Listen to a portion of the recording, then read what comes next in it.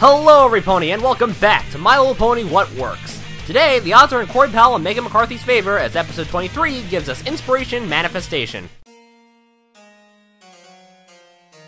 It appears Rarity has lost her creative edge when a puppeteer criticizes the stage she makes for him. So while Rarity's buckets deep in vanilla oat swirl ice cream, Spike goes to the library in the castle of the Two Sisters with Owlicious and finds a stone tablet that contains a spell that's called Inspiration Manifestation. He said it! He said it! And after Rarity reads the spell, it appears to work for the better, and for the worse. Okay, let's get the one minor issue I have with the story out of the way, and once again, it's the dialogue. While it's not as bad as last week, as the speech comes across as more natural this time, it's still a little clunky in places. Like, the Who lines that were funny for a second when it was introduced in Season 1 is now getting irritating. This is one thing I hope Corey Powell will work on in Season 5. Now onto the good stuff. Where to begin? Well, I guess we can start with the story idea. The idea for this episode is an interesting take on addiction and enabling.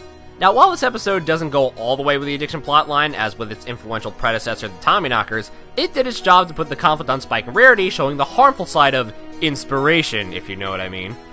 Speaking of Spike and Rarity, let's start off with the user. Once again, Rarity is melodramatic as ever, but this is also her creepiest performance yet. It's almost scary when she starts to think the spell's an actual person, or pony.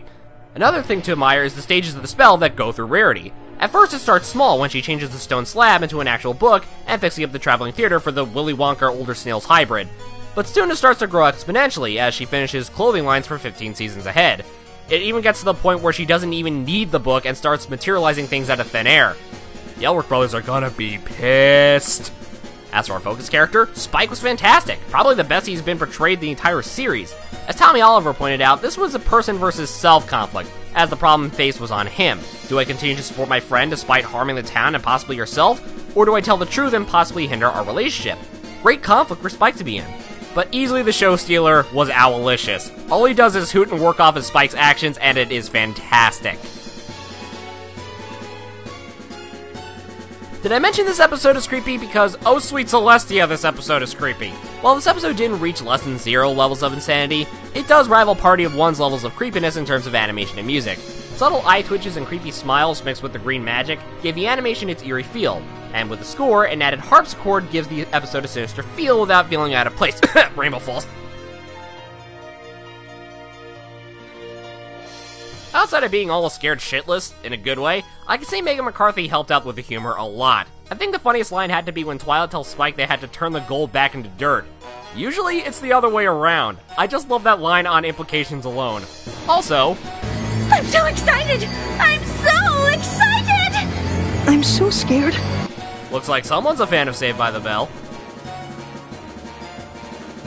Lesson learned this episode was how important it is to be honest with your friends when they're doing something you don't think is right.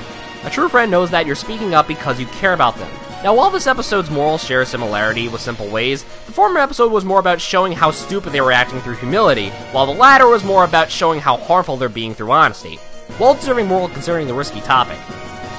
Okay, let's recap. The story once again takes a risky subject and puts the conflict on the characters great without it feeling unnatural. Both Rarity and Spike fit their roles perfectly for the story, animation and music fit the creepy nature intended, humor was fantastic and had a very good moral to teach. This leaves me awarding Inspiration Manifestation with a perfect 4-star rating. Next time, it's the Equestria Games, which will be on another channel, will take a lot of work to do so come back in 2 weeks as we talk about the Season 4 finale. And if you like what you saw, support me on Patreon to help me make the video experience better.